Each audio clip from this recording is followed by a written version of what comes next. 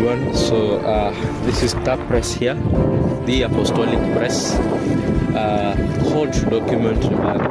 That's the calling that you do to learn something about being consistent in your calling and being able to do some of the things that God has called you to do without fear.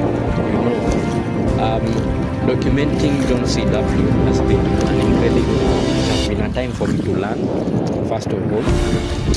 And a man of his caliber is not someone that you can easily come by. He's very rare because of what he preaches and who he is.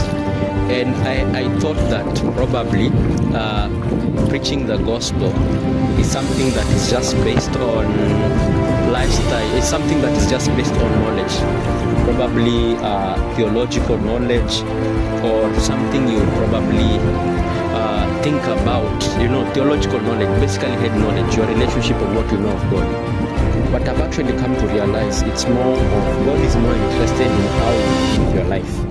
It's more concentrated in you as an individual than what you do for him, So that really changed my idea of what revival is. I thought that revival is just where the word of God is, but revival is everyday life and how you live your life in becoming the person that God has called you to be. So as we document revival, this is what we are called. We are called to be where revival is.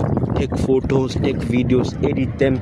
So for the sake of our generation, because there's a generation that is coming that will need what we document for them to have traces of it. I can give you an example. One of the revivals we know about so greatly is the revival that happened a long time ago. That's when we got to know men like Smith Wigglesworth, Catherine Kuhlman, John G. Lake, and the likes. But something that is not consistent about the Azusa Street revival is that we rarely see the lives of these men. We rarely see the lives of these men beyond the altar. And that's one of the things that I have personally decided to be a part of, because I have realized that we don't know these men beyond the altar